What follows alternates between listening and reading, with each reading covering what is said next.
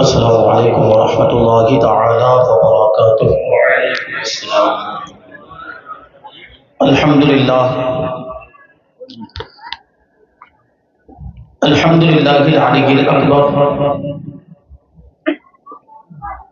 والصلاة والسلام علی سید البشر وشفیع الامة یوم المحشر وعلى آلہ واصحابہ السرور الغرر، اما بعد فاعوذ باللہ من الشیطان الرجیم، بسم اللہ الرحمن الرحیم، فاسألوا اہل الذکر ان کنتم لا تعلمون۔ سبحان اللہ سبحان اللہ۔ صدق اللہ مولانا العظیم، وصدق رسوله النبی الامین المتین الکریم، ونحن على ذلك لمن الشاکرین والشاکرین والذاکرین والحامدین، والحمد للہ رب العالمین۔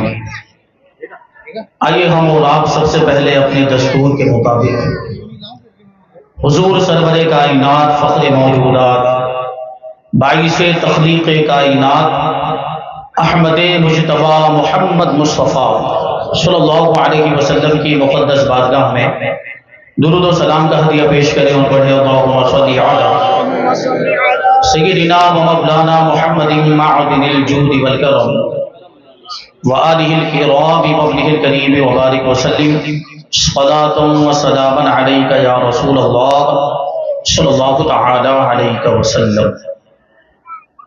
عزیزان ملت اسلامیہ، جیسا کہ آپ سب جانتے ہیں، آپ کو معلوم ہو چکا ہے کہ آج کی ہماری یہ محفل استقبال ماہ رمضان کے سلسلے میں منعقد کی گئی ہے۔ اللہ تبارک و تعالی ہماری اس محفل کو اپنی بارگاہ میں قبول فرمائے، اس محفل کو ہمارے لیے آخرت میں ذریعہ نجات بنائے، اس میں جو کچھ بھی بیان کیا جائے، واعظ و نصیحت کی جائے، احکام و مسائل بیان کیے جائیں، ان سب پر ہم سب کو عمل کرنے کی توفیق عطا فرمائے۔ ابھی مجھ سے پیش کر آپ نے عزیزم شکیل نوری صاحب سے بڑی پرمغز گفتگو سماعت کی ماہ رمضان کے استقبال کے تعلق سے۔ یقیناً رمضان کا مہینہ بڑا ہی برکتوں والا مہینہ ہے، بڑا عظمتوں والا مہینہ ہے، اور یہ مہینہ رحمت و بخشش والا مہینہ ہے۔ اللہ کے رسول صلی اللہ علیہ وسلم ارشاد فرماتے ہیں، رغم انف رجل دخل علیہ رمضان وخرج قبل ان یغفر له او کما قال، کہ اس شخص کی ناک خاک آلود ہو جائے، یعنی وہ شخص ذلیل و رسوا ہو جائے جس کی زندگی میں رمضان کا مہینہ آیا اور اس کی بخشش ہونے سے پہلے ہی رمضان کا مہینہ چلا گیا۔ کیوں ایسا فرمایا حضور نے؟ حضور کہتے ہیں لِأَنَّ رمضان شہر رحمت و مغفرت من اللہ تعالی، اس لیے کہ رمضان کا مہینہ یہ اللہ تبارک و تعالی کی جانب سے رحمت و مغفرت کا مہینہ، یہ مہینہ اس لیے آتا ہے کہ اللہ تبارک و تعالی اپنے بندوں کو بخشنا چاہتا ہے، اپنے بندوں کی مغفرت کرنا چاہتا ہے، اور اس مہینے میں ہر رات صبح صادق سے پہلے اللہ تبارک و تعالی کی خاص رحمت اپنے بندوں کی طرف متوجہ ہوتی ہے۔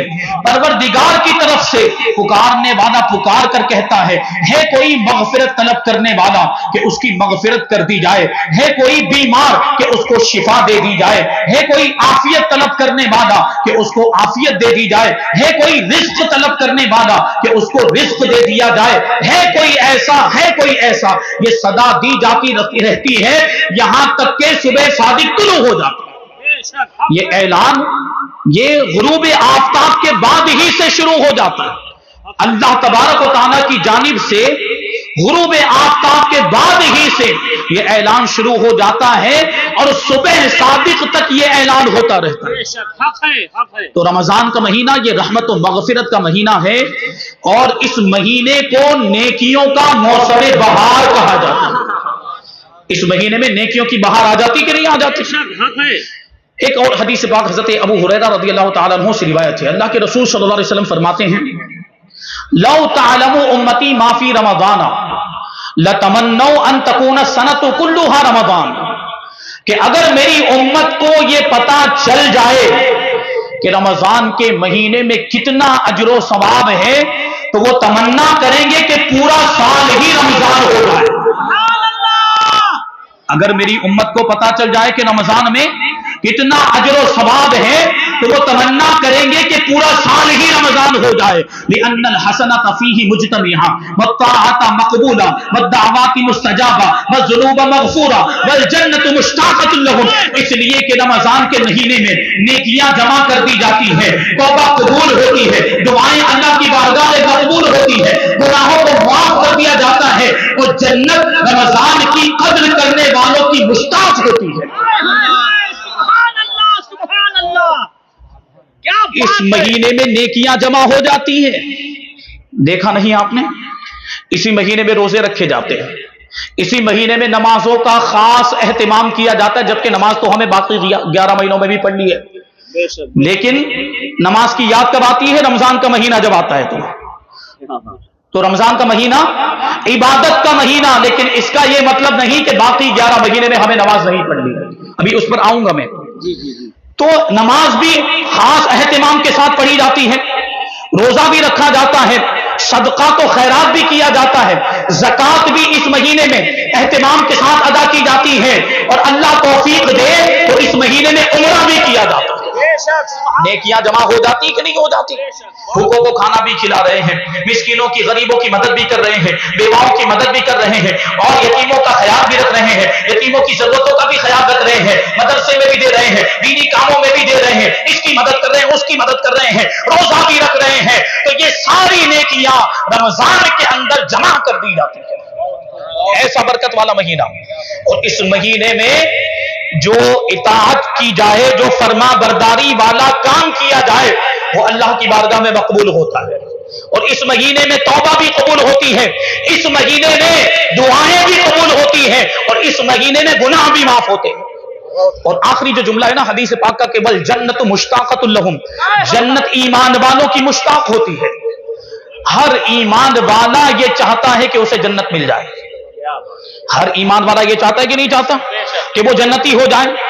लेकिन कुछ लोग ऐसे हैं, दूसरी हदीस पाक है जिसमें 4 लोगों का जिक्र आया, 4 तरह के लोगों का जिक्र आया कि जन्नत जिनकी मुश्ताक होती है। हम और आप जन्नत के मुश्ताक हैं, हम और आप जन्नत की ख्वाहिश करते हैं, हम और आप जन्नत में जाना चाहते हैं, जन्नती बनना चाहते हैं, हम और आप जन्नत की तमन्ना करते हैं, आरज़ू करते हैं। लेकिन 4 तरह के लोग ऐसे हैं कि जन्नत उनकी ख्वाहिश करती है, जन्नत उनकी तमन्ना करती है कि ये 4 तरह के लोग मुझे मिल जाएं। अब उन 4 तरह के लोगों को आपको समाअत करना है और उनमें शामिल होने की कोशिश करनी है। इसका यह मतलब नहीं कि वो चारों में से एक बन जाए बस काफी हो गया, नहीं, चारों 4 बनने की कोशिश करेंगे आप। पहले नंबर पर है भूखों को खाना खिलाने वाला, दूसरे नंबर पर है कुरान की तिलावत करने वाला, और तीसरे नंबर पर है ज़बान की हिफाजत करने वाला, और चौथे नंबर पर है माह रमजान के रोजे रखने वाला। ये 4 किस्म के लोग वो हैं कि जन्नत इनकी ख्वाहिश करती है। अब बताइए, भूखों को खाना खिलाएंगे, कुरान पाक की तिलावत करेंगे, जबान की हिफाजत करेंगे। जबान का बड़ा गलत इस्तेमाल हो रहा है, गाली गलोच बेहयाई वाली बातें। जबान क्या हमारी इसलिए है, जबान क्या अल्लाह तबारक व तआला ने हमें इन सारी गुनाहों की बातों के लिए अता की है। जबान तो अल्लाह के जिक्र के लिए है। इस जबान से अल्लाह का जिक्र होना चाहिए, इस जबान का सही इस्तेमाल होना चाहिए, कभी भी गाली गलोच बकना नहीं चाहिए, और बेहयाई वाली बातों से अपनी जबान की हिफाजत करनी चाहिए। क्योंकि जो जबान की हिफाजत करता है, जन्नत खुद उसकी मुश्ताक होती है, ख्वाहिश करती है, तमन्ना करती है। आजकल जबान का कितना गलत इस्तेमाल, गाने गाए जा रहे हैं, गाने इसी जबान से गाए जा रहे हैं, बेहयाई वाली बातें। और कुछ लोगों का तो हाल ये होता है, अल्लाह की पनाह, कि उनकी कोई भी बात बगैर गाली के मुकम्मल ही नहीं होती। होता है कि नहीं? सही बात है, बहुत सही। यही हाल है, आगे गाली तो पीछे गाली। अल्लाह की पनाह, हम वजीफे में कहते हैं कि अव्वल आखिर दुरूद शरीफ, اور ان کی باتوں کا معاملہ ہوتا ہے کہ اول آخر گالی شریف. اللہ کی پناہ، تانے کے طور پر کہہ رہا ہوں، ورنہ گالی شریف نہیں ہو سکتی. گالی تو رذیل ہے. سمجھے آپ؟ یہ لوگوں کا حال ہو گیا کہ ان کی بات کے شروع میں بھی گالی، ان کی بات کے ختم ہونے پر بھی گالی، اور کبھی کبھی بیچ میں بھی 2-3 گالی. بتائیے ایسے لوگ کہاں جائیں گے؟ کیا جنت ان کی خواہش کرے گی؟ کیا جنت ان کی مشتاق ہوگی؟ کیا جنت ان کی تمنا کرے گی؟ جنت تو ان کی تمنا کرتی ہے جو اپنی زبان کی حفاظت کرتی ہے. تو بتائیے آج کے بعد گالی بولیں گے؟ بے حیائی والی بات اپنی زبان سے نکالیں گے؟ یہ ہو گیا. اور چوتھے نمبر پر جو بات بیان ہوئی ہے وہ ہے رمضان کے مہینے کا روزہ رکھنے والے. یہ 4 قسم کے لوگ ایسے ہیں کہ جنت خود ان کی تمنا اور آرزو کرتی ہے. اللہ تبارک و تعالی ہمیں یہ چاروں خصلتیں اور عادتیں اپنانے کی توفیق عطا فرمائے. آمین. تو رمضان مہمان ہے. ابھی جیسے کہ ہمارے شکیل صاحب نے ارشاد فرمایا، رمضان مہمان بن کے آتا ہے. ہم جس طرح اپنے مہمان کی قدر کرتے ہیں، ہم جس طرح اپنے مہمان کا ادب و احترام کرتے ہیں، اسی طرح ہمیں رمضان کا بھی ادب و احترام کرنا چاہیے اور رمضان کی بھی قدر کرنی چاہیے. ہم یہ خیال کرتے ہیں نا کہ ہمارا مہمان ناراض نہ ہو جائے، ہمارا مہمان اس کی خدمت میں، اس کی تواضع میں، اس کی خاطر مدارات میں کوئی کمی نہ رہ جائے. تو رمضان بھی مہمان ہے، تو ہمیں بھی اس بات کا خیال رکھنا چاہیے کہ رمضان کے حقوق میں سے کوئی حق ہم سے پامال نہ ہو جائے، اس کی حرمت پامال نہ ہو جائے، اس کی عزت پامال نہ ہو جائے. رمضان کے حقوق ادا کرنے کی ہمیں پوری کوشش کرنی ہے. یعنی رمضان کے سارے روزے ہمیں رکھنے ہیں، اور رمضان میں ایک بھی نماز ہماری چھوٹنی نہیں چاہیے، کوئی بھی گناہ کا کام نہیں ہونا چاہیے. زیادہ سے زیادہ نیکیوں کا کام کریں تو انشاءاللہ تبارک و تعالی آپ مغفرت کے بھی حقدار بن جائیں گے، اللہ کی رحمت کے بھی حقدار بن جائیں گے، اور جہنم سے آزادی کے بھی حقدار بن جائیں گے. کیونکہ رمضان کا پہلا عشرہ رحمت والا عشرہ ہوتا ہے، دوسرا عشرہ مغفرت والا عشرہ ہوتا ہے، اور تیسرا عشرہ جہنم سے آزادی کا عشرہ ہوتا ہے. سمجھے بات؟ تو رمضان جو آتا ہے ہماری ٹریننگ کے لیے آتا ہے، ہمیں تربیت دینے کے لیے آتا ہے. تو ٹریننگ جس کام کے لیے ہوتی ہے، ٹریننگ مکمل ہو جانے کے بعد آدمی اس کام میں ماہر ہو جاتا ہے کہ نہیں ہو جاتا؟ مثال کے طور پر اگر کسی نے بی ایڈ کیا ہوا ہے تو کیا ڈائریکٹ اس کو اسکول میں پڑھانے کے لیے رکھ لیا جاتا ہے؟ کیا ڈائریکٹ اس کو ٹیچر بنا دیا جاتا ہے؟ نہیں، پہلے اس کی ٹریننگ ہوتی ہے. 1-2 سال تک اس کو ٹریننگ دی جاتی ہے، اور جب اس کی ٹریننگ مکمل ہو جاتی ہے تب جا کر اس کو ٹیچر بنایا جاتا ہے اور پڑھانے کے لیے رکھا جاتا ہے. ہوتا ہے کہ نہیں ایسا ہوتا؟ بات سمجھ رہے ہیں آپ لوگ؟ ٹریننگ مکمل ہو گئی تو آدمی کیا بن گیا؟ ٹیچر بن گیا. یہ ایک مثال، ورنہ دوسرے اور بھی بہت سے کاموں میں ٹریننگ کے معاملات ہوتے ہیں. ٹیچر ٹریننگ ہو جانے کے بعد ہی بنتا ہے. ٹریننگ ہو جاتی ہے تو وہ ٹیچر بننے کے قابل ہو گیا. اب آپ بتائیے، رمضان کا مہینہ ہماری تربیت کے لیے آیا، ہماری ٹریننگ کے لیے آیا، تو ہمیں کیا بنانا چاہتا ہے رمضان کا مہینہ؟ بھائی یہ دنیا دار تو ٹیچر بننے کے لیے ٹریننگ کر رہا ہے. ہم اور آپ رمضان میں جو ٹریننگ لے رہے ہیں وہ کیا بننے کے لیے لے رہے ہیں؟ بھائی کیا بننا چاہتے ہیں؟ اس سوال کا جواب یہ ہے کہ رمضان میں ہماری جو ٹریننگ ہوتی ہے وہ نیک نمازی بننے کے لیے ہوتی ہے. بات سمجھے آپ؟ نیک نمازی بننے کے لیے ہوتی. دنیا دار ٹریننگ حاصل کرے تو وہ ٹیچر بن جاتا ہے. ہماری زندگی میں اتنی مرتبہ رمضان آیا، ہماری ٹریننگ کے لیے آیا، ہمیں نمازی بنانے کے لیے آیا، ہمیں نیک بنانے کے لیے آیا ہے، لیکن ہم نیک بنتے ہوئے نظر نہیں آ رہے، ہم نمازی بنتے ہوئے نظر نہیں آ رہے. اگر ٹریننگ کے بعد بھی کوئی ٹیچر نہ بن پائے تو اس کی ٹریننگ کو ناکام کہا جاتا ہے. اس کی ٹریننگ کے بارے میں کہا جاتا ہے کہ اس کی ٹریننگ فیل ہو گئی، پھر سے ٹریننگ دی جائے. ہماری زندگی میں بھی یہ مہینہ ٹریننگ کے لیے آتا ہے، تو ہمیں نمازی بن جانا چاہیے کہ نہیں بن جانا چاہیے؟ اگر رمضان آنے کے باوجود ہم نہیں سدھر رہے ہیں اور ہم نمازی نہیں بن رہے ہیں، اس کا مطلب یہ ہے کہ ہماری جو ٹریننگ ہوئی وہ فیل ہو گئی. تو نقصان ہوا کہ نہیں ہوا؟ جیسے اس ٹیچر کو اب دوبارہ ٹریننگ لینی پڑے گی، اس کا نقصان ہوتا ہے، اسی طرح رمضان کا مہینہ آیا اور چلا گیا، ہم نہیں سدھرے، ہمارا نقصان۔ حضور نے فرمایا کہ ایسا شخص ذلیل و رسوا ہو جائے جس کی زندگی میں رمضان کا مہینہ آیا اور چلا بھی گیا اور وہ اپنی مغفرت نہیں کروا پایا، وہ اپنی بخشش نہیں کروا پایا۔ تو رمضان کا مہینہ ہمیں سدھارنے کے لیے آتا ہے، رمضان کا مہینہ ہمیں نیک نمازی متقی پرہیزگار بنانے کے لیے آتا ہے۔ تو باقی 11 مہینوں میں اس کا اثر دکھنا چاہیے، نظر آنا چاہیے۔ رمضان کے مہینوں میں مسجدیں بھر جاتی کہ نہیں بھر جاتی؟ مسجدیں آباد ہو جاتی ہیں، ہے کہ نہیں؟ اب دوسرے کسی مہینے میں رمضان کے بعد اگر کہا جائے کہ بھائی نماز پڑھنے کے لیے آؤ، ہمارے مبلغین علماء کرام جب جاتے ہیں کہنے کے لیے بھائی مسجدوں کو آباد کرو، نماز پڑھنے کے لیے آؤ، تو کیا کہتے ہیں؟ حضرت ٹائم نہیں ملتا ہے۔ کیا کہتے ہیں؟ وقت نہیں ملتا، کاروبار ہے، اور شام کے وقت تو خاص طور پر کاروبار بڑا تیزی پر ہوتا ہے، عصر مغرب نہیں ہو پائے گی، حضرت نہیں آ پائیں گے، کاروبار کے مسائل ہیں، اس لیے ٹائم نہیں ملتا۔ اب آپ مجھے بتائیے، رمضان کے مہینے میں مسجدیں آباد ہوتی ہیں، تب ٹائم کہاں سے آتا ہے؟ کیا بات ہے؟ رمضان کے مہینے میں ٹائم ملتا ہے نماز پڑھنے کا، رمضان کے مہینے میں وقت ملتا ہے نیکیاں کرنے کا، تلاوت قرآن بھی کر رہے ہیں، دوسرے نیک کام بھی کر رہے ہیں۔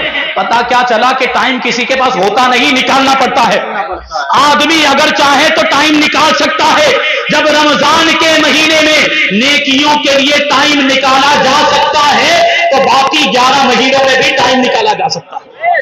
ہم چاہتے ہی نہیں ہیں، ہم ارادہ ہی نہیں کرتے۔ ارادہ تو کریں بھائی، کوشش تو کریں، اللہ تبارک و تعالی اسباب پیدا فرمائے گا۔ اور نماز پڑھنے کے ساتھ آپ جو کاروبار کریں گے، نماز پڑھنے کے ساتھ آپ جو رزق حلال حاصل کرنے کے لیے نکلیں گے تو اللہ تبارک و تعالی اس میں آپ کو برکت عطا فرمائے گا۔ اور اگر نماز چھوڑ کر کاروبار کریں گے کوئی برکت نہیں، کیونکہ ایک طرف اللہ کی نافرمانی کر رہے ہیں اور دوسری طرف کاروبار کر کے اسی سے روزی مانگ رہے ہیں، اسی سے برکت مانگ رہے، کہاں ملے گی؟ اللہ تو ناراض ہے نا تمہارے نماز چھوڑنے کی وجہ سے، نافرمانی کرنے کی وجہ سے پروردگار ناراض ہے، تو تمہیں روزی میں برکت کہاں سے ملے گی؟ پھر ادھر بھاگتے ہیں ادھر بھاگتے ہیں، یہ عامر صاحب کے پاس جائیں گے، اس باپو کے پاس جائیں گے، تعویذ دے دیجئے، وظیفہ دے دیجئے۔ سب سے بڑا وظیفہ تو نماز ہے، اسی کو چھوڑ دیا ہے تو برکت کہاں سے ہوگی؟ سب سے بڑا حضور مفتی اعظم ہند علیہ الرحمہ، شہزادہ اعلی حضرت تاجدار اہل سنت حضرت مفتی مصطفیٰ رضا خان رحمۃ اللہ تعالی علیہ، بڑی روحانی شخصیت اور تعویذات میں بھی، روحانی علاج میں بھی بڑا اونچا مقام رکھتے ہیں۔ لیکن جانتے ہیں ہمارے شیخ حضور اشرف الفقہا یہ بات اکثر فرمایا کرتے تھے کہ حضور مفتی اعظم ہند رحمۃ اللہ تعالی علیہ کی بارگاہ میں جب کوئی تعویذ لینے کے لیے آتا تھا نا تو تعویذ بعد میں دیتے تھے، سب سے پہلے اس سے پوچھتے تھے کہ نماز پڑھتے ہو کہ نہیں پڑھتے؟ سب سے پہلے کیا دریافت فرماتے تھے؟ نماز پڑھتے ہو کہ نہیں پڑھتے؟ وہ کہتا حضرت نماز تو نہیں پڑھ پاتا، ایک پڑھتا ہوں، 2 چھوٹ جاتی، 3 چھوٹ جاتی ہے، 2 پڑھ لیتا ہوں، فجر نہیں پڑھ پاتا۔ اس طرح کے جوابات ہوتے ہیں، آج بھی ایسے ہوتا ہے، ایسے ہوتا ہے۔ تو حضور مفتی اعظم ہند فرماتے کہ جاؤ پہلے جا کر نماز پڑھو، کیونکہ سب سے بڑا وظیفہ اور سب سے بڑا تعویذ تو نماز ہے۔ اور جب نماز نہیں پڑھی جاتی، جب بندہ نماز نہیں پڑھتا، ہزاروں تعویذ گلے میں لٹکا لے، ہزاروں وظیفے پڑھ لے، کوئی وظیفہ کامیاب نہیں ہو سکتا اور کوئی تعویذ اثر نہیں کرے گا۔ اس لیے آپ نے دیکھا ہوگا اکثر وظائف میں کیا بتایا جاتا ہے کہ ہر نماز کے بعد اتنی مرتبہ پڑھو، ہر نماز کے بعد اتنی مرتبہ، کیونکہ وہ وظیفہ جو ہے اس وظیفے میں تاثیر آ رہی ہے، نماز کی برکت سے آ رہی ہے۔ نماز چھوڑ کر آپ چاہیں کہ تعویذ سے فائدہ ہو جائے، نماز چھوڑ کر آپ چاہیں کہ وظیفے میں تاثیر پیدا ہو جائے، نہیں ہو سکتی ہے۔ اور نماز چھوڑ کر آپ کاروبار کریں گے تو کاروبار میں برکت بھی نہیں ہوگی۔ تو یہ رمضان کا مہینہ ہماری ٹریننگ کے لیے آتا ہے، ہمیں سکھانے کے لیے آتا ہے، ہمیں نیک نمازی بنانے کے لیے آتا ہے۔ تو ہمیں رمضان کے مہینے کے بعد بھی باقی 11 مہینوں کو بھی رمضان کی طرح ہی گزارنا چاہیے، یعنی باقی 11 مہینوں میں بھی ہمیں نمازوں کی پابندی کرنی چاہیے۔ جب رمضان کا مہینہ مکمل ہو جاتا ہے تو کیا آتا ہے؟ رمضان کا مہینہ مکمل ہونے پر کیا آتا ہے؟ عید آتی کہ نہیں آتی بھائی؟ عید آتی۔ عید ہمیں اللہ تبارک و تعالیٰ نے रमजान के तोहफे के तौर पर अता फरमाई। बेशक ईद आती तो आदमी खुश हो जाता है कि नहीं? ईद खुशियों का पैगाम लेकर आती है, मसरतों के परवाने लेकर आती है। बेशक ईद खुशियों का पैगाम लेकर आती है। तो उलमा फरमाते हैं कि अपनी पूरी जिंदगी को रमजान की तरह बना लो तो इंशाअल्लाह मौत खुशियों का पैगाम लेकर आएगी। सुभान अल्लाह, सुभान अल्लाह। पूरी जिंदगी को रमजान की तरह बना लो तो तुम्हारी मौत ईद की तरह होगी।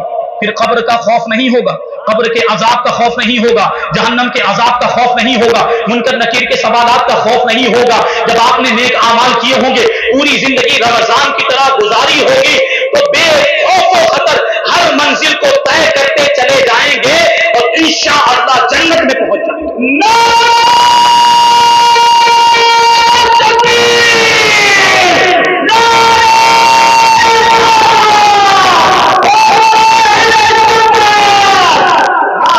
क्या बात है हजरत।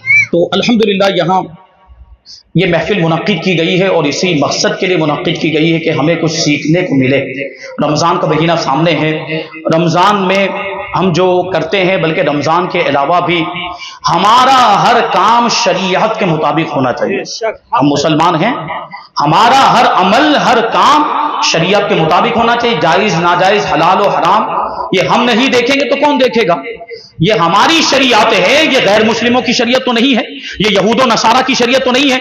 इस शरीयत पर हमें ही अमल करना है, कोई दूसरा अमल करने के लिए नहीं आएगा, ये हमारे लिए है।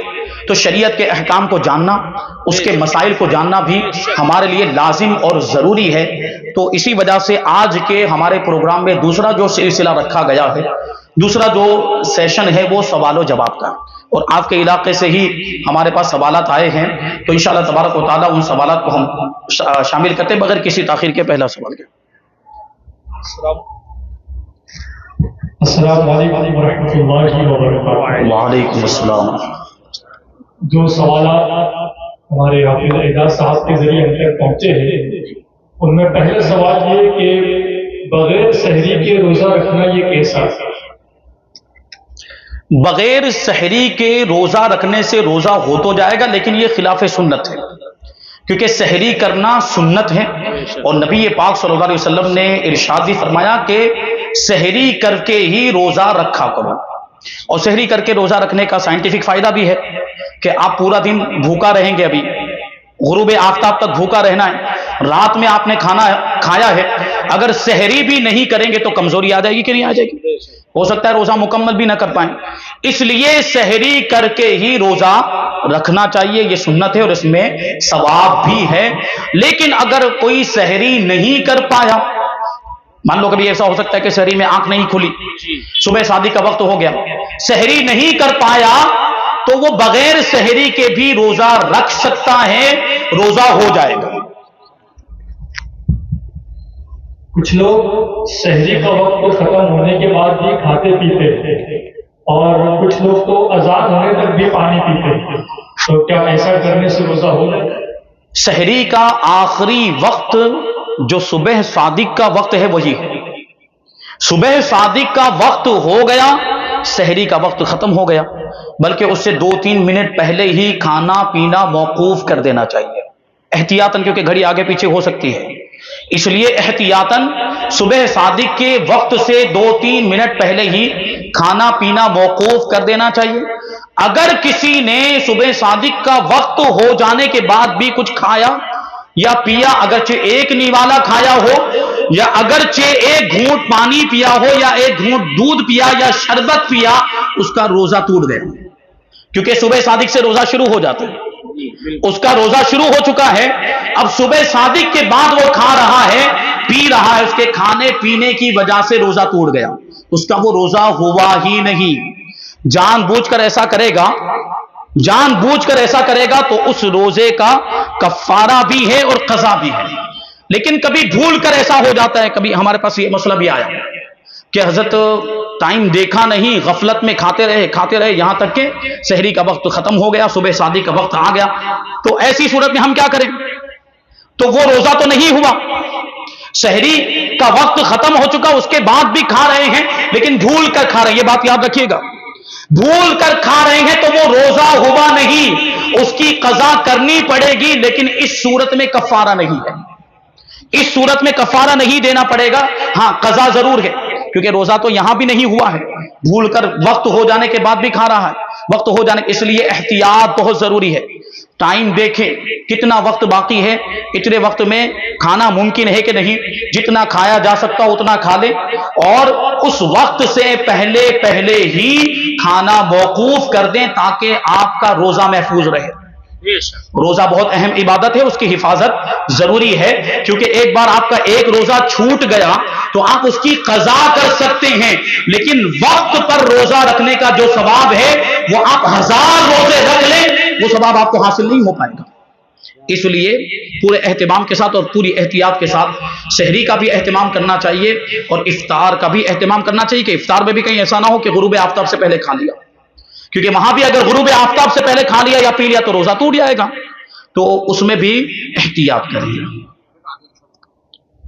अगर सहरी में नियत करना भूल गए तो क्या रोजा हो जाएगा?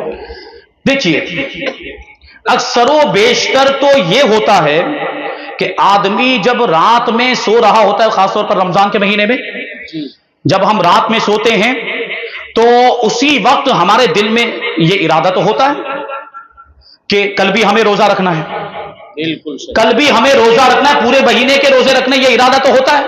इसी इरादे के साथ हम सोते हैं और नीयत दिल के इरादे को ही तो कहा जाता है। अगरचे जबान से आपने वो अल्फाज नीयत वाले नवाइतु अन असूमा गदर लिल्लाहि ताला मिन शहरी रमजान, अगरचे ये अल्फाज आपने जबान से नहीं कहे लेकिन दिल में इरादा कर लिया, आपकी नीयत हो गई। तो रात में सोते वक्त ही अगर आपने इरादा कर लिया था कि कल भी मुझे रोजा रखना है तो आपकी नीयत हो गई। अब अगरचे सहरी के वक्त ना उठ पाए और अगरचे वो अरबी वाले अल्फाज या उसका तर्जमा आपने जबान से अदा नहीं किया, आपकी नीयत हो गई और रोजा भी हो गया, रोजा भी दुरुस्त हो गया और नीयत भी हो गई, क्योंकि नीयत दिल के इरादे को कहते हैं। ये बेहतर होता, ये मुस्तहब होता है कि जबान से भी नीयत कर ले, जबान से भी वो अल्फाज अदा कर ले। और अगर मान लीजिए कि कोई रात में भी किसी ने इरादा भी नहीं किया, ऐसा बहुत कम होता है, अगर किसी ने रात में भी इरादा नहीं किया, हालांकि इरादा तो होता ही है, आदमी सोते वक्त इरादा करके ही सोता है, लेकिन मान लीजिए कि सोते वक्त भी इरादा नहीं किया और सुबह को भी नहीं उठ पाया और माज़अल्लाह फजर की नमाज भी छूट गई। फजर की नमाज छूटनी नहीं चाहिए, लेकिन मान लीजिए कि फजर की नमाज खुदा न खास्ता छूट गई, अब 9 बजे उसकी आंख खुली है, 10 बजे उसकी आंख खुली है, या बड़े शहरों में सूरत अहमदाबाद में तो कुछ लोगों की तो 12-12 बजे भी आंखें खुलती है, होता है ना ऐसा, सब जानते हैं। भाई अहमदाबाद आना जाना है, हमारे यहाँ पे काफी साथी काफी शागिर्द भी हैं माशाल्लाह, काफी तो पीछे आके मैं गुजारिश करूंगा, मौलाना अल्ताफ साहब है, मौलाना आमिर साहब, अफजल भाई, वो सब स्टेज पे तशरीफ ले आए, आ जाए आ जाए आ जाए स्टेज पे आ जाए। तो मान लीजिए कि ऐसा हुआ कि रात में भी नियत नहीं कर पाया, रात में भी इरादा नहीं किया और सहरी में भी नहीं उठ पाया, अब उसकी 9 बजे आंख खुल रही है, 10 बजे आंख खुल रही है, तो अब क्या करेंगे? तो ऐसी सूरत में रमजान का जो रोजा होता है ना, उसकी नीयत जवाल से पहले पहले की जा सकती है। जवाल का वक्त नहीं आया है तो जवाल से पहले पहले उसकी नीयत की जा सकती है, यानी उस वक्त भी आप नीयत करेंगे, नीयत हो जाएगी और रोजा भी हो जाएगा। जवाल का वक्त निकल गया तो फिर अब नीयत नहीं हो सकती, वो रोजा गया। अच्छा, जवाल से पहले पहले जो नियत की जा सकती है, इसका मतलब यह है कि उससे पहले कुछ खाया पिया ना हो। हाँ, ये मतलब नहीं है कि सुबह शादी के बाद खूब खा लिया पी लिया और अब 10 बजे नियत कर रहा है, ये थोड़ी चलेगा, रोजा तो पहले तोड़ दिया है। तो पहले कुछ सुबह शादी से लेकर उस वक्त तक कुछ भी खाया पिया ना हो, तब जवान से पहले पहले उसकी नियत की जा सकती है और इस नियत का एतबार होगा, फिर रोजा दुरुस्त हो जाएगा। नापाकी की हालत में सहरी करना कैसे? नापाकी की हालत में सहरी की जा सकती है, क्योंकि खाना खाने के लिए पाक होना जरूरी नहीं है, बेहतर है। खाना खाने के लिए पाक होना जरूरी नहीं है, बेहतर है। लेकिन आपको अगर खाना खाना हो تو نبی پاک صلی اللہ علیہ وسلم کا طریقہ یہ ہے، سنت یہ ہے کہ اگر غسل کرنے کا وقت نہیں ہے یا ابھی غسل نہیں کرنا چاہتے ہیں تو پورا وضو کر لیں، جیسا نماز کے لیے وضو کیا جاتا ہے ویسا وضو کر لیں، اور جسم پر بدن پر کہیں نجاست لگی ہو اس نجاست کو دھو لیں، پاک کر لیں، پھر کھانا کھائیں، یہ بہتر طریقہ ہے۔ اور سحری اگر اس انداز میں آپ نے کی تو سحری ہو گئی ہے، لیکن سحری کے بعد تو غسل کرنا ضروری ہے کیونکہ فجر کی نماز پڑھنی ہے، فجر کی نماز کے لیے تو طہارت ضروری ہے۔ اگر ناپاکی کی حالت، وہ ناپاکی سب جانتے ہیں بھائی، ناپاکی کی حالت میں نماز نہیں پڑھی جا سکتی، بلکہ بہت سے لوگ تو یہ بہانہ کرتے رہتے ہیں عام طور پر، جب کسی کو کہا جائے بھائی نماز پڑھنے کے لیے آؤ تو کہتے ہیں کپڑے صحیح نہیں ہیں، کپڑے پاک نہیں ہیں، حالت صحیح نہیں ہے۔ ہوتا ہے ایسا آپ کے یہاں پہ بھی، ہمارے یہاں تو ہوتا ہے، جب کسی کو نماز پڑھنے کے لیے کہا جائے تو کیا کہتا ہے؟ کپڑے صحیح نہیں۔ بھائی تو کیسا مسلمان ہے کہ تیرے کپڑے صحیح نہیں ہے؟ مسلمان کو تو پاک رہنے کا حکم دیا گیا ہے، اور پاکی اور طہارت کے مسائل جتنی تفصیل کے ساتھ ہمارے مذہب میں بیان کیے گئے ہیں کسی اور مذہب میں نہیں بیان ہوئے۔ سب سے زیادہ پاک رہنے کا ہمیں حکم دیا گیا، اور سب سے زیادہ گندا تو آج مسلمان ہی رہتا ہے۔ سب سے زیادہ کوڑا کچرا اگر کسی کے محلے میں ہوتا ہے وہ مسلمان کا محلہ ہے۔ دیکھیں نا، آپ خود ہی اندازہ لگا لیں گے، سب سے زیادہ کچرا مطلب یہ کسی محمدن کا یہ علاقہ ہے۔ ایسا یہاں پر بھی ہوتا ہے نا، ہمارے یہاں بھی ہوتا ہے۔ اور ان کے علاقے میں چلے جاؤ، ان کے علاقے میں تو صاف صفائی، جبکہ صاف صفائی کا حکم کسے دیا گیا ہے؟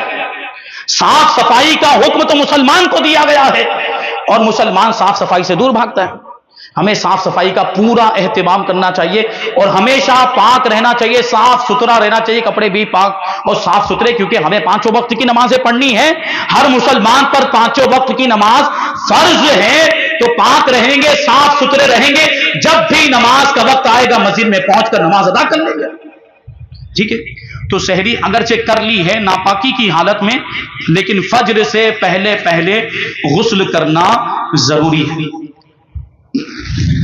سوال ہے کہ جیسے آپ نے شروع میں بھی ارشاد فرمایا کہ زبان گانے کے لیے نہیں ہے، اور یہاں پر سوال کیا گیا کہ آج کل کچھ نوجوان اپنے اسٹیٹس پر گانے وغیرہ لگاتے ہیں، اور کبھی کبھی ان گانوں پر گھر کی خواتین کے یا بچوں کے فوٹوز بھی اسٹیٹس پر ڈالتے گانوں کے ساتھ لگا کر، اس پر آپ کچھ نصیحت کریں؟ یہ دونوں چیزیں ناجائز و گناہ ہیں، اور اپنے گھر کی خواتین کے فوٹوز لگانا یہ بے حیائی ہے، بے غیرتی ہے، اور جو گھر کا ذمہ دار آدمی ہے اس کی یہ ذمہ داری بنتی ہے کہ اپنے گھر کی خواتین پر نظر رکھے۔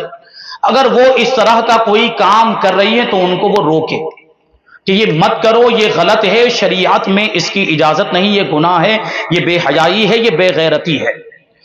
لیکن معلوم ہونے کے باوجود اگر گھر کا آدمی اپنے ماتحت خواتین کو ان برائی والے کاموں سے نہیں روکتا، جیسے کہ شوہر ہے، اس کی بیوی اس طرح کا کام کر رہی ہے اور وہ نہیں روکتا، باپ ہے اور اس کی بیٹی اس طرح کا بے حیائی والا کام کر رہی ہے، باپ نہیں روکتا ہے، تو ایسے شخص کو حدیث پاک میں دیوس فرمایا گیا، بے حیا بے غیرت فرمایا گیا، اور ایسے شخص پر لعنت فرمائی گئی ہے، اور ایسا شخص جہنمی ہے، یعنی اس کے اس گناہ کی سزا اسے جہنم میں ملے گی۔ تو حدیث پاک ہے کہ کلکم راعٍ وکلکم مسئول عن رعیتہ، کہ تم میں سے ہر شخص ذمہ دار ہے، اور تم میں سے ہر شخص سے، ہر ذمہ دار سے اس کے ماتحتوں کے بارے میں سوال ہوگا، یعنی میدان محشر میں جواب دینا پڑے گا۔ شوہر سے بیوی کے بارے میں سوال ہوگا کہ بیوی کو برائی سے روکا تھا کہ نہیں روکا تھا، بے پردگی سے، بے حیائی والے کاموں سے روکا تھا کہ نہیں، نیک کاموں کا نماز کا حکم دیا تھا کہ نہیں دیا تھا۔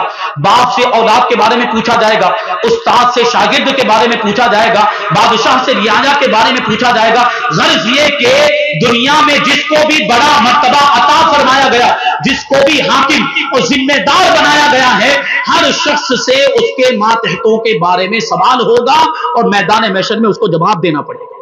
تو ابھی سے جواب کی تیاری کر لے، ابھی سے اللہ کی بارگاہ میں جواب دینا ہے۔ اگر اس جواب میں کامیاب ہونا چاہتے ہیں تو اپنی ذمہ داری پورا کرے، اور اگر ناکام ہونا چاہتے ہیں، اور کون ناکام ہونا چاہے گا، تو توجہ مت دیجیے۔ ہر شخص کامیاب ہونا چاہتا ہے تو پھر ہمیں ضرور توجہ دینی چاہیے، اور آج کل تو بچوں پر اور زیادہ توجہ دینے کی ضرورت ہے کہ بچے بگڑ رہے ہیں، یہ جو سوشل میڈیا ہے نا بہت زیادہ ہمارے بچوں کو برباد کر رہا ہے، خراب کر رہا ہے. ہمارے بچے اس کی وجہ سے ہمارے بچوں کے اخلاق بھی بگڑ رہے ہیں اور ہمارے بچے خود بھی بگڑ رہے ہیں، اور سب سے بڑا نقصان دین اور ایمان کا نقصان ہو رہا ہے سوشل میڈیا کی وجہ سے. تو بچوں پر دھیان رکھیں. بچیوں کو تو موبائل دیا ہی نہ جائے، بچیوں کو تو موبائل دیا ہی نہ جائے. اگر دیا جائے تو سادہ والا موبائل دیا جائے، اور اگر مان لیجئے کہ ملٹی میڈیا موبائل کی ضرورت پڑتی بھی ہے تو اس پر اس کا جو ہے کہ اس پر اپنا دھیان رکھیں اور یہ اس کو جانچتے رہیں اور اس کو دیکھتے رہیں کہ ہماری بچی یہ جو موبائل اس کو دیا ہے وہ اس کا استعمال کیسے کر رہی، کس سے بات کر رہی، کس کو دوست بنایا، کس کو یار بنایا. سوشل میڈیا تو اس میں بند ہی کر دیجیے. اگرچہ آپ نے ملٹی میڈیا موبائل دے دیا ہے لیکن فیس بک پر تالا لگا دیجئے، انسٹاگرام پر تالا لگا دیجئے. ایسا کوئی بھی ایپلیکیشن اس کو چلانے کی اجازت نہیں ہونی چاہیے، ورنہ پھر بے حیائی والے کام ہوتے ہیں. پھر وہ دوستی یاری، اور اپنے تو اپنے غیروں کے ساتھ بھی دوستی یاری ہو رہی ہے. دیکھتے ہیں نا آپ لوگ، ہماری بچیاں مرتد ہو رہی ہیں، غیروں کے ساتھ جا رہی ہیں. اس جمعہ پر میرا اسی پر بیان ہوا، گفتگو ہوئی، آپ یوٹیوب پر جا کر ابھی انہوں نے حوالہ دیا، یوٹیوب پر وہ بیان موجود ہے جمعہ کا، کہ جو ہماری بچیاں مرتد ہو رہی ہیں، غیر ہو رہی، کافر بن جا رہی ہیں، مشرک بن جا رہی، اس کا سبب کیا ہے، اس کا ریزن کیا ہے، وہ میں نے اس میں بیان کیا ہے. تو اس پر روک لگانے کی ضرورت ہے کہ نہیں، اس کا علاج کرنے کی ضرورت ہے کہ نہیں. تو وہ گھر سے اس کی شروعات ہوتی ہے، گھر سے ہی ماں باپ کی تربیت ہی ایسی ہونی چاہیے کہ بچیاں غیروں کی طرف نہ جائیں. تو یہ موبائل بھی اس کا ایک سبب ہے، یہ موبائل بھی اس کا ایک ریزن ہے جس کی وجہ سے بچیاں مرتد. میں آپ کو بتاؤں 2023 کی ایک رپورٹ ہے، 2023 کی رپورٹ کے مطابق ہندوستان بھر میں تقریباً 10 لاکھ ہماری بچیاں غیر ہو گئی. اللہ اکبر. یہ 2023 کی بات ہے. ابھی کیا چل رہا ہے، کون سا سال چل رہا ہے، 2025. 2 سال کے اندر اضافہ ہوا ہوگا نا، تقریباً 2-3 لاکھ کا اضافہ ہو گیا ہوگا.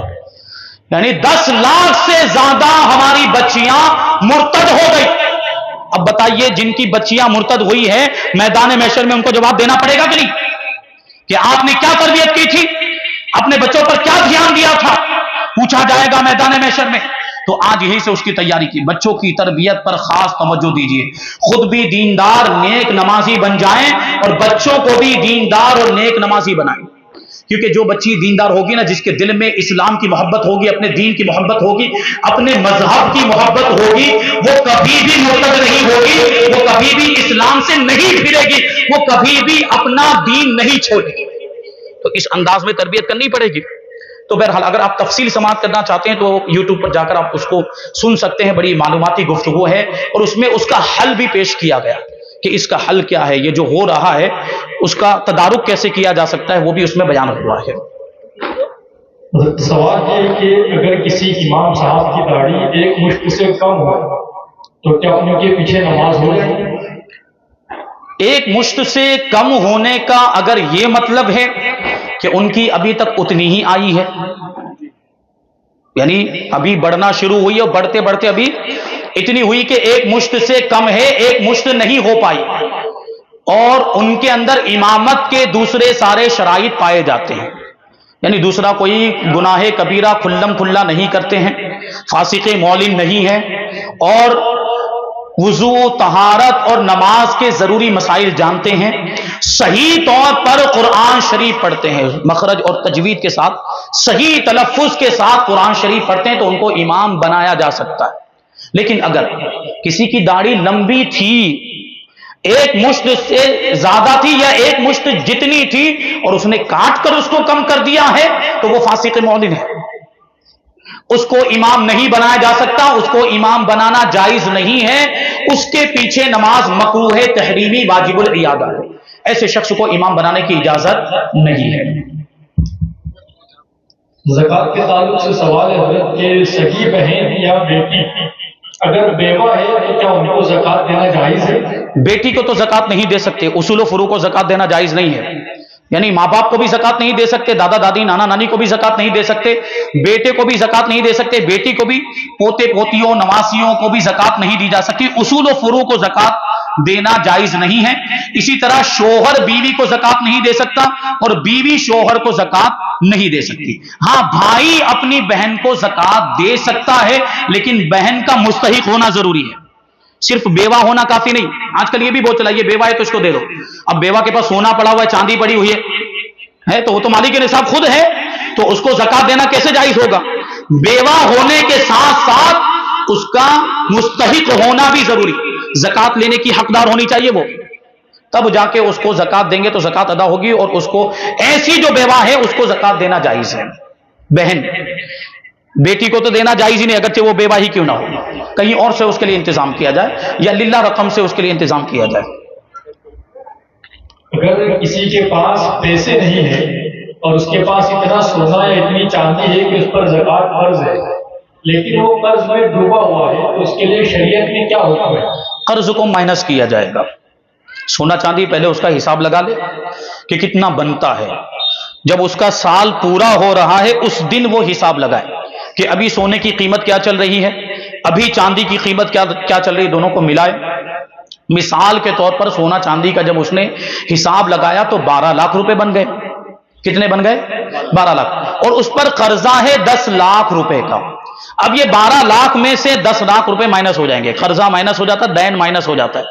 دین اور قرضہ ان دونوں میں عموم خصوص مطلق کی نسبت ہے کہ ہر قرضہ دین ہے لیکن ہر دین قرضہ نہیں ہے.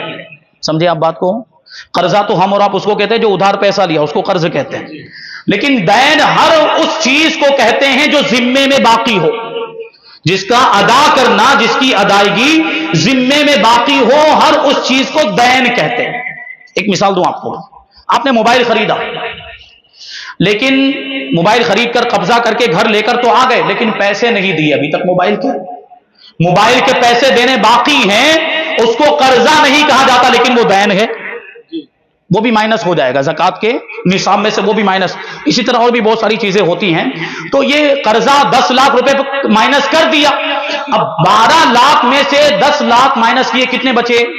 بھائی بولو, آپ بھی کچھ شامل ہو جائیے. آپ 2 لاکھ روپے بچے, تو اب اس پر 2 لاکھ روپے کی زکات واجب ہوگی. پورے 12 لاکھ کی زکات واجب نہیں ہوگی. قرضہ مائنس کرنے کے بعد دیکھا جائے گا کہ جو بچا ہے وہ نصاب کے برابر ہے یا نہیں, یا نصاب سے زیادہ ہے یا نہیں. اگر وہ نصاب سے زیادہ ہے یا نصاب کے برابر ہے تو اس میں زکات واجب ہوگی, اور اگر نصاب نہیں بن رہا ہے تو زکات واجب نہیں ہوگی. جیسے یہی مثال لے لیجئے کہ 12 لاکھ روپے وہ سونا چاندی کے بن رہے ہیں لیکن اس کے اوپر جو قرضہ ہے وہ 11,50,000 روپے کا قرضہ ہے. اب 12 لاکھ میں سے آپ 11,50,000 روپے نکال دیجئے, کتنے بچے؟ حساب آتا ہے نا, کاروبار کرتے ہیں. کتنے بچے؟ 50,000 روپے بچے ہیں, اور 50,000 کا نصاب نہیں بنتا ابھی کے اعتبار سے.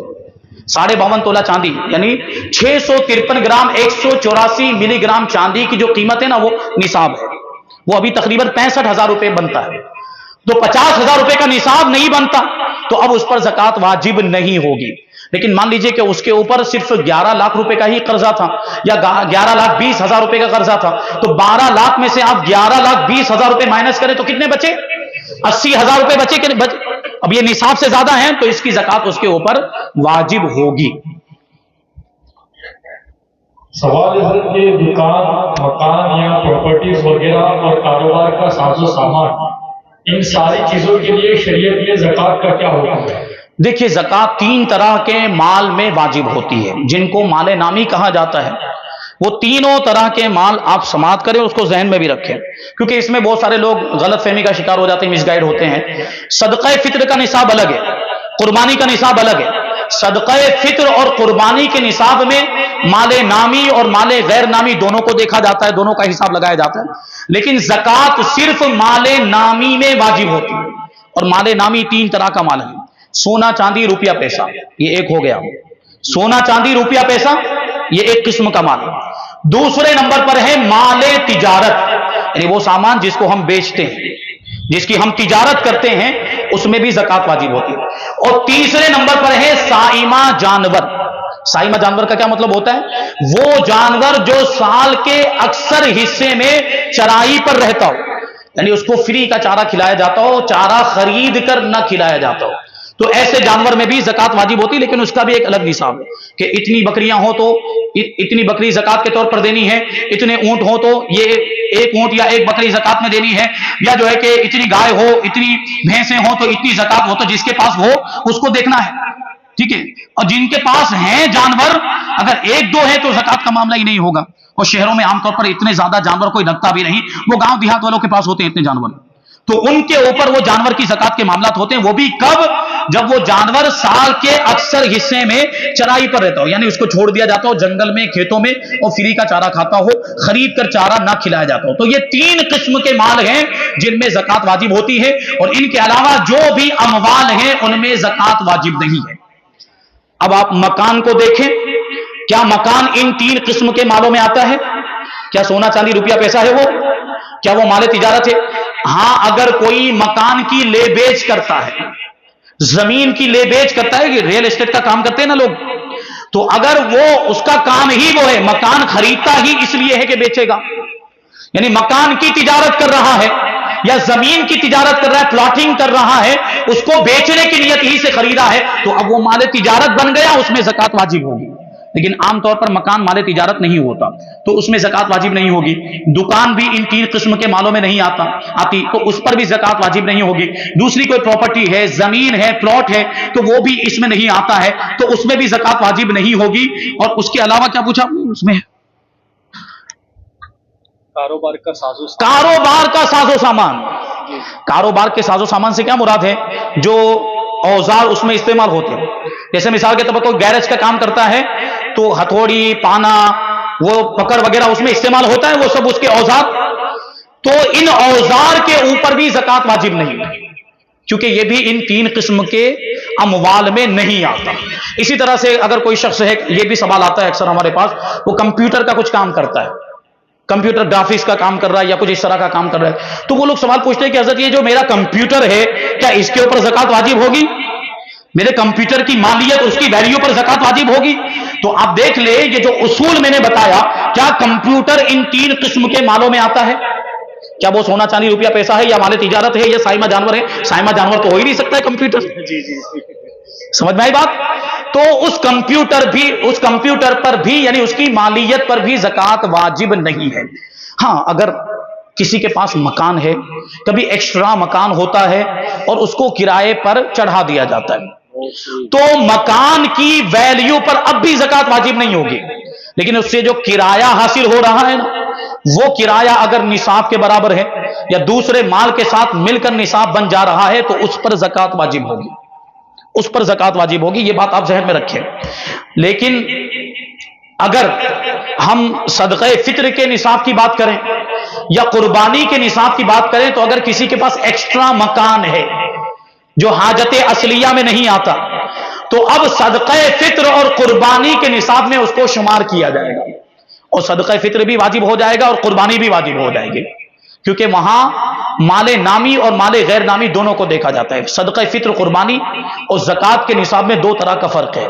زکات صرف مال نامی میں واجب ہوتی ہے، اور صدقہ فطر اور قربانی مال نامی اور مال غیر نامی دونوں کے اعتبار سے واجب ہوتی ہے، دونوں چیزیں۔ اور دوسرا جو فرق ہے وہ یہ ہے کہ زکات میں سال پورا ہونا ضروری ہے، کہ ابھی کوئی آدمی مالک نصاب بنا تو فوراً زکات واجب نہیں ہو جاتی، آئندہ سال واجب ہوتی ہے، ایک سال پورا ہونے پر واجب ہوتی ہے۔ لیکن قربانی اور صدقہ فطر میں ایسا نہیں، اگر کوئی شخص عید کے دن مالک نصاب بن گیا ہے اس پر صدقہ فطر واجب ہو جائے گا، اور اگر کوئی قربانی کے 3 دنوں میں مالک نصاب بن جائے تو اس پر قربانی واجب ہو جائے گی، اس میں سال گزرنا ضروری نہیں ہے، کہ اگر قربانی کے 3 دنوں میں سے کسی دن میں وہ مالک نصاب بن جاتا تو یہ نہ سوچے کہ آئندہ سال کروں گا، ابھی تو میں مالک نصاب بنا ہوں، تو یہاں زکات جیسا نہیں ہے، اسی سال اس کو قربانی کرنی پڑے گی، نہیں کرے گا تو گنہگار ہوگا اور صدقہ بھی دینا پڑے گا۔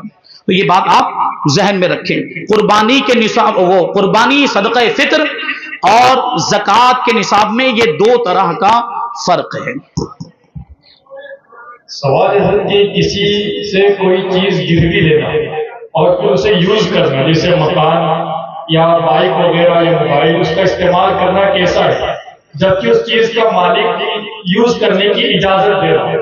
دیکھیے، کوئی چیز گروی لی جاتی، یعنی ہم نے اپنے پاس کسی کی کوئی چیز گروی رکھی، تو اس کا مقصد کیا ہوتا ہے اس کے بدلے میں اس کو پیسے دیے جاتے کہ نہیں سامنے والے کو؟ قرض ہوتا ہے اس میں. تو قرض کسی کو دے کر اس سے کسی بھی طرح کا نفع حاصل کرنا جائز نہیں ہے. صرف پیسوں کا نفع حاصل کرنا یہی سود اور بیاج نہیں ہے کہ آپ نے کسی کو 20,000 روپے قرضے کے طور پر دیے اور واپس لوٹانے میں کیا شرط لگائی کہ آپ کو 22,000 روپے دینے پڑیں گے. تو 20,000 تو 20,000 کے بدلے میں ہو گئے. جو 2,000 ہوئے اس کو ہم لوگ کیا بولتے ہیں؟ بیاج بولتے ہیں کہ نہیں؟ حرام ہے. بیاج حرام ہے نا اسلام کے اندر. تو یہ روپیے پیسے کا فائدہ لینا، نفع لینا، یہ بھی حرام، ناجائز و گناہ ہے. اور دوسرا کوئی فائدہ قرض کے ذریعے سے لینا وہ بھی ناجائز و گناہ ہے. حدیث پاک ہے کل قرض جر منفعتا فهو ربا. ہر وہ قرض جس میں نفع دیا جائے، ہر وہ قرض جس میں کوئی فائدہ اٹھایا جائے وہ ربا میں شمار ہوتا ہے، وہ بیاج میں شمار ہوتا ہے. تو یہاں بھی فائدہ اٹھایا جا رہا ہے کہ نہیں؟ سامنے والے کو قرض دے کر اس کی چیز استعمال کر رہے ہیں. یہ فائدہ اٹھانا ہوا کہ نہیں؟ یہ جائز ہے؟ ناجائز ہے، گناہ ہے. گروی رکھی ہوئی چیز کو جس کے پاس گروی رکھی وہ خود بھی استعمال نہیں کر سکتا ہے اور اس کا مالک بھی استعمال نہیں کر سکتا، کیونکہ یہ تو چیز اس کی ہے ہی نہیں جس کے پاس رکھی گئی ہے. تو وہ کیسے استعمال کر سکتا ہے؟ اور اس کا مالک اس وجہ سے استعمال نہیں کر سکتا چونکہ اس کا اب قبضہ نہیں رہا، اس کا قبضہ نہیں ہے. اور ضمانت کے طور پر، گارنٹی کے طور پر قرض خواہ کے پاس اس نے اس چیز کو رکھا ہوا ہے. تو ابھی وہ جب تک اس کے پاس وہ رکھی ہوئی وہاں تک اس کو وہ خود بھی استعمال نہیں کر سکتا، مالک بھی.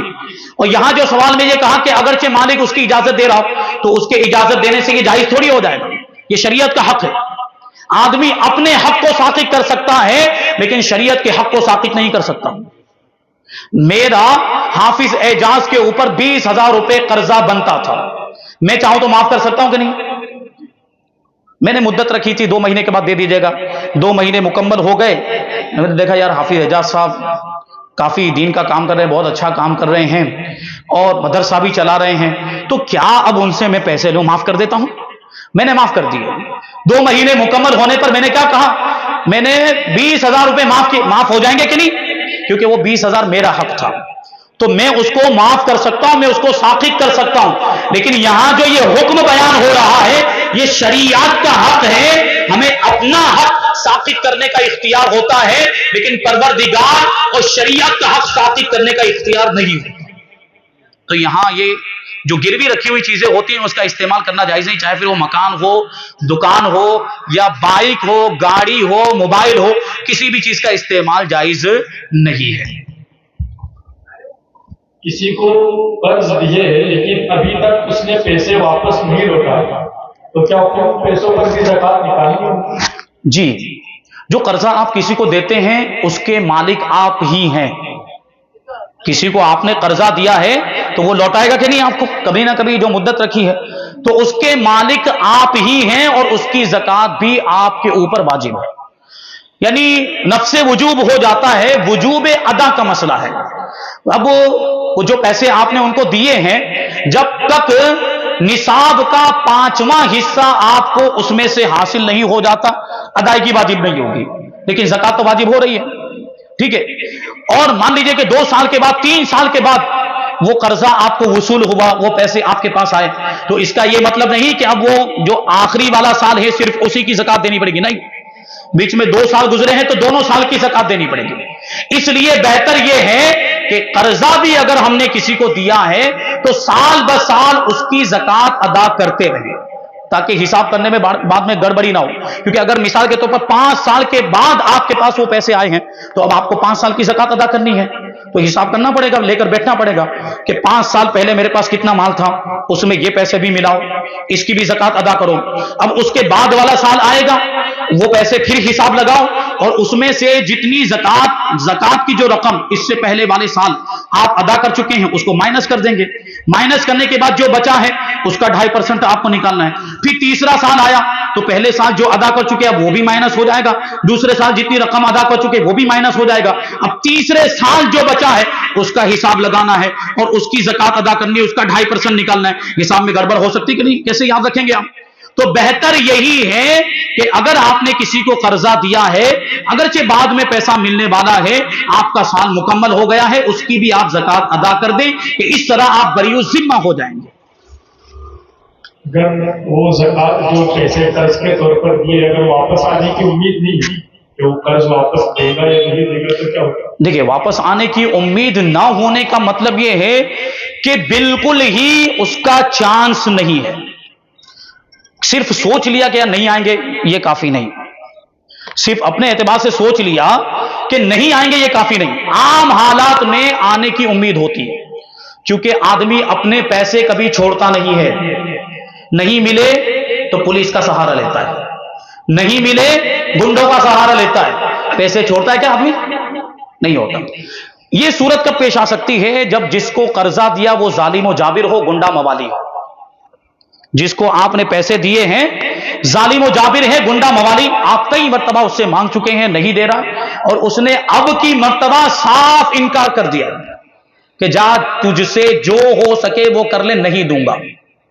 اب وہ ہے پہلے سے گنڈا موالی، ہم اس سے مقابلہ نہیں کر سکتے، ہم اس سے جنگ نہیں کر سکتے، زبردستی اس سے حاصل نہیں، جبکہ شریعت کا حکم ہے یہ کہ کسی کو ہم نے قرض دیا ہے اور پیسے ہونے کے باوجود، استطاعت ہونے کے باوجود ہمارا قرضہ نہیں لوٹا رہا ہے، تو ہم نے جو قرضہ دیا ہے اسی کی جنس کی کوئی چیز اٹھا کر اس کی اجازت کے بغیر بھی لے کر آ سکتے ہیں اپنے قرضے کے بدلے میں۔ جیسے ہم نے کسی کو 10,000 روپے دیے، لوٹا نہیں رہا، اور 10,000 روپے اس کے پاس ہیں، ایک تو یہ کہ نہیں ہے تو معاف کیا جائے، یا جو ہے کہ مہلت دے دی جائے تو اس پہ ثواب ملتا ہے، لیکن ہونے کے باوجود نہیں دے رہا تو ہم اس کی آفس میں جا کر، اس کے دفتر میں جا کر، اس کے گھر میں جا کر 10,000 روپے رکھے ہونا، اس کی اجازت کے بغیر بھی اٹھا کر لا سکتے ہیں، لیکن کب؟ جب مدت مکمل ہو چکی ہو تب۔ ابھی آپ نے 2 مہینے کی مدت لگائی اور 1 مہینے میں جا کے وہاں سے، تو پھر یہ چوری کہلائے گی بھائی۔ جب مدت مکمل ہو گئی ہے اور اب استطاعت ہونے کے بعد بھی نہیں دے رہا ہے تب یہ حکم ہے، لیکن گنڈا موالی ہے تو پھر وہاں تو یہ بھی نہیں کر سکتے، ورنہ مارے گا، پیٹے گا، اور ہو سکتا ہے گولی بھی چلا دے۔ گنڈوں کا حال ایسا ہوتا ہے۔ تو جہاں بالکل ہی امکان نہ رہے، بالکل بھی پاسبلٹی نہیں رہی کہ اب پیسہ آئے گا، تو ایسی صورت میں اس کی زکوٰۃ ساقط ہو جاتی ہے، اس کی زکوٰۃ معاف ہو جاتی ہے۔ لیکن یہ یاد رکھیں آپ کہ بالکل بھی امکان نہ رہے تب یہ حکم ہے، ورنہ عام حالات میں تو امکان ہوتا ہی ہے کہ آ جائیں گے، آج نہیں تو کبھی نہ کبھی آ ہی جائیں گے، تو عام حالات میں یہ حکم نہیں ہوگا بلکہ اس کی زکوٰۃ دینی پڑے گی۔ سوال ہے کہ پی ایف جو ابھی اکاؤنٹ میں ہے تو کیا ان پیسوں پر بھی زکوٰۃ نکالنی پڑے گی؟ پی ایف پروویڈنٹ فنڈ جو عام طور پر سرکاری نوکری کے جو ملازمین ہوتے ہیں ان کی تنخواہ میں سے کٹتا ہے اور ان کے اکاؤنٹ میں جمع ہو جاتا ہے، تو اگر اسی ملازم کے نام سے اکاؤنٹ بنا ہوا ہے اور اس میں پی ایف کی رقم جمع ہو گئی ہے اور اس اکاؤنٹ میں وہ شو بھی کر رہا ہے، وہ پیسے ہمیں دکھا بھی رہا ہے، اور کبھی بھی کسی بھی وقت اس کو نکالا جا سکتا ہے، تو پھر پی ایف کی زکوٰۃ بھی واجب ہے، پھر پی ایف کی زکوٰۃ بھی واجب ہوگی، اور اگر نکالا نہ بھی جا سکتا ہو نا تب بھی واجب ہے، کیونکہ وہ پیسے ہمارے ہی ہیں، ہماری تنخواہ میں سے کٹے تو ہمارے ہیں کہ نہیں؟ ہماری تنخواہ میں سے کٹے تو پیسے ہمارے ہی ہیں، لیکن پھر وہی قرض والا حکم آ جائے گا کہ اگر قبضے میں نہیں آ سکتے ہیں تو پھر بعد میں آنے کے بعد ادائیگی واجب ہوگی، لیکن بہتر یہی ہے کہ سال بسال اس کی بھی زکوٰۃ ادا کرتا رہے۔ یہ سال ابھی پورا ہوا، ان کے پاس بھی کچھ رقم موجود اور پی ایف کی بھی رقم ان کو پتا چل رہا ہے کہ اتنی رقم ہے، تو اس کو بھی اس میں شامل کر لے اور اس کی بھی زکوٰۃ ادا کر دے، تاکہ بعد میں الگ سے حساب نہ لگانا پڑے۔ لیکن ابھی جو علماء کرام کا جو جدید فتویٰ جو آیا ہے، فیصلہ ہوا سیمینار کے اندر، کہ لیجر بک میں اگر رقم کا اندراج بھی ہو جاتا ہے نا، یا رقم درج کر لی جاتی، رقم کی ہمارے اکاؤنٹ میں انٹری ہو گئی، گویا کہ ہمارا قبضہ ہو گیا۔ جب ہمارا قبضہ ہو گیا تو وہ پیسے اب پورے طور پر ہمارے ہو گئے، پورے طور پر ہمارے اختیار میں آ گئے، تو اب سال بسال اس کی ادائیگی بھی واجب ہوگی، یعنی پی ایف کی زکوٰۃ بھی واجب ہے۔ سوال ہے کہ اپنی شریک حیات یا اپنی ماں، شریک حیات کو اپنی ماں یا بہن یا بیٹی کہنا یا جیسے جملے استعمال کرنا یہ کیسا ہے؟ دیکھیے، اپنی بیوی کو اپنی ماں جیسا کہہ دیا یا اپنی بہن جیسا کہہ دیا یا اپنی بیٹی جیسا کہہ دیا کہ تو میری ماں جیسی ہے یا تو میری بہن جیسی ہے یا تو میری بیٹی جیسی ہے. اب یہ تینوں جو خواتین ہیں، ماں، بیٹی اور بہن، ان کے ساتھ نکاح حرام ہے. کبھی بھی آدمی کا اپنی ماں کے ساتھ نکاح نہیں ہو سکتا، اپنی بہن کے ساتھ بھی نکاح نہیں ہو سکتا ہے، اور اپنی بیٹی کے ساتھ بھی نہیں. ان کے ساتھ نکاح ہمیشہ کے لیے حرام ہے، یہ محرمات میں شمار ہوتی ہیں. تو ان سے اگر کسی نے، ان میں سے کسی ایک سے اپنی بیوی کو تشبیہ دے دی اور یہ الفاظ استعمال کیے جو سوال میں مذکور ہیں کہ تو میری ماں جیسی ہے، تو میری بہن جیسی ہے یا تو میری بیٹی جیسی ہے، تو اب اس سے پوچھا جائے گا کہ تیری نیت کیا تھی. اب اگر وہ یہ کہتا ہے کہ میں نے ماں جیسی، تو عزت و احترام کے اعتبار سے کہا ہے کہ جس طرح میری ماں کی عزت ہے اسی طرح میرے لیے تو بھی عزیز ہے، تو کوئی مسئلہ نہیں ہے.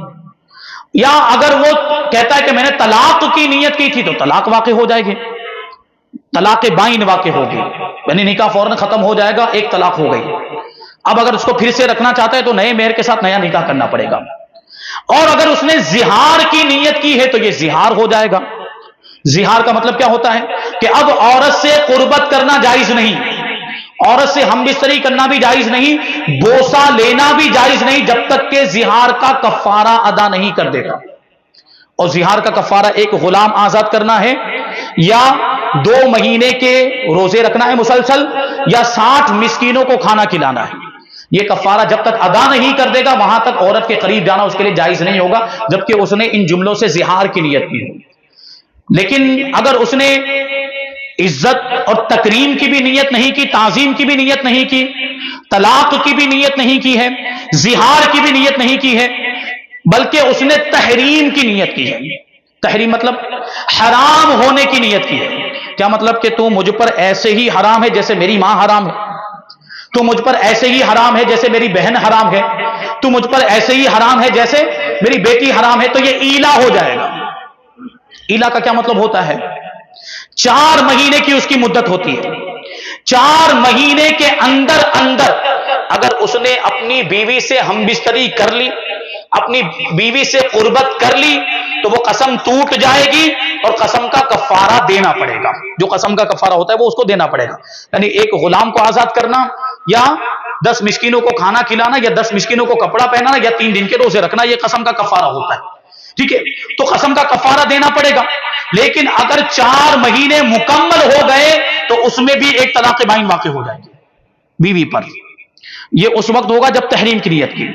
لیکن یہ جملے بولنے میں اس نے کوئی بھی نیت نہیں کی، نہ ہی تعظیم و تکریم کی نیت کی ہے، نہ زہار کی نیت کی ہے، نہ ہی طلاق کی نیت کی ہے، نہ ہی تحریم کی نیت، کوئی بھی نیت نہیں کی، تو کچھ بھی نہیں ہوگا.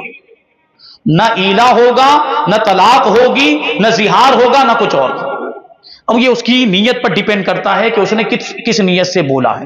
بہرحال اگر کسی نے ایسے جملے بولنے نہیں چاہیے. میاں بیوی ہے، وہ آپ کی بیوی، آپ کی ماں تھوڑی ہے تو آپ اس کو ماں سے تشبیہ دے رہے ہیں. آپ کی بیٹی تھوڑی ہے تو آپ اس کو بیٹی سے تشبیہ دے رہے ہیں. تو ایسے جملے ہرگز نہیں بولنا چاہیے. ٹھیک ہے، لیکن اگر کسی نے بول دیا تو وہ علماء سے رابطہ کرے، مفتیان کرام کی بارگاہ میں حاضر ہو، دارالافتاء ہو، وہاں جائے اور ان کو اپنی پوری کیفیت بیان کرے، کیا نیت تھی، کیا ارادہ تھا، کیوں بولا، وہ سب کچھ بیان کرے. پھر وہ جو حکم بتائیں اس کے مطابق عمل کرے. آخری ایک سوال جو بھی آیا ہے اس پر پھر آپ نصیحت فرما کر میں اپنی اختتام کی طرف لے جائے کہ نفل نماز میں جماعت قائم کرنا کیسا؟ عام طور پر صلاۃ التسبیح کی نماز میں جماعت کا اہتمام کیا جاتا ہے، یہ کرنا کیسا؟ نفل نماز کی جماعت اگر تداعی کے ساتھ ہو، یعنی اعلان کے ساتھ ہو، تو مکروہ تنزیہی ہے. امام نے لکھا ہے فتاوی رضویہ شریف کے اندر کہ نفل کی جماعت، صلاۃ التسبیح بھی نفل ہے، اگر تداعی کے ساتھ ہو. اب تداعی اور اعلان کا مطلب کیا ہوتا ہے تو اس میں اختلاف ہے. بعض علماء نے کہا کہ اگر 3 لوگ جمع ہو گئے تب بھی تداعی ہو جائے گی. بعض لوگوں نے کہا کہ 4 جمع ہوئے تب تداعی ہوگی. اس میں اختلاف ہے. لیکن ابھی جو بعض جگہوں پر ہم لوگ دیکھتے ہیں کہ باقاعدہ اس کی جماعت کا اہتمام 3 کیا 4 کیا اس سے زیادہ ہی ہوتے ہیں، تو تداعی پائی ہی جاتی ہے. جو تداعی جو لفظ آیا ہے نا، وہ سارے علماء کے نزدیک جو طریقہ ابھی رائج ہوا ہے اس میں سارے علماء کے نزدیک تداعی پائی جاتی ہے. تو یہ مکروہ تنزیہ. لیکن ایک بات یاد رکھیں کہ مکروہ تنزیہ گناہ نہیں ہوتا. मकरूह तंजीही गुनाह नहीं होता, एक नापसंदीदा अमल है, बचना बेहतर है। लेकिन अगर अवाम वो करते हो तो रोकना भी नहीं चाहिए कि किसी तरह से तो अल्लाह का नाम ले रहे हैं। अवाम अगर वो करते हो या अवाम इस एतबार से और उसी जरिए से अल्लाह का जिक्र कर रहे हैं, अल्लाह का नाम ले रहे हैं, तो फिर करने देना चाहिए, रोकना नहीं चाहिए। इसी वजह से बास तंजीम के अफराद ने उसको राइज किया है और उसको आम किया है कि किसी तरह से करीब हो जाएं और किसी तरह से अल्लाह का जिक्र कर ले, इबादत कर लें। तो मकरूह तंजीह फिर भी है, इसका ये मतलब नहीं कि वो मकरूह तंजीह नहीं रहा, मकरूह तंजीह फिर भी है। अच्छा, कुछ लोग इस गलत फहमी का भी शिकार होते हैं कि मकरूह तंजीही पर इसरार किया जाए तो वो मकरूह तहरीमी बन जाता है। ये बात गलत है, समझे आप लोग। गुनाह सगीरा पर इसरार किया जाए तो वो गुनाह कबीरा बन जाता है। यानी अगर कोई गुनाह कबीरा का आदी हो जाए, गुनाह सगीरा का आदी हो जाए तो वो गुनाह कबीरा बन जाता है। लेकिन मकरूह तंजीही पर इसरार उसे मकरूह तहरीमी नहीं बनाता। इमाम ने पूरा रिसाला लिखा है इस पर, फतवा रज़विया शरीफ की पहली जिल्द में। मकरूह तंजीही मकरूह तहरीमी नहीं बन सकता, क्योंकि मैंने पहले ही अर्ज किया कि मकरूह तंजीही गुनाह नहीं है, एक नापसंदीदा अमल है, बचना बेहतर है, और मकरूह तहरीमी गुनाह है। तो इसरार अगरचे हो, अगरचे कोई आदी बन जाए, जो गुनाह नहीं है वो गुनाह कैसे बन जाएगा? नहीं बनेगा। यानी मकरूह तंजीही मकरूह तहरीमी नहीं बनता है, वो मकरूह तंजीही ही रहता है। तो अल्हम्दुलिल्लाह हमारे पास जो सवालात आए थे वो मुकम्मल हो गए। अल्लाह तबारक व तआला की बारगाह में दुआ है कि जो कुछ भी बयान हुआ उस पर हमें आपको हम सबको अमल करने की तौफीक अता फरमाए, शरीयत के मुताबिक जिंदगी गुजारने की तौफीक अता फरमाए, ईमान की सलामती अता फरमाए और ईमान पर ही हम सबका खात्मा फरमाए। वमा अलैना इल्लल बलाग। अस्सलामु अलैकुम।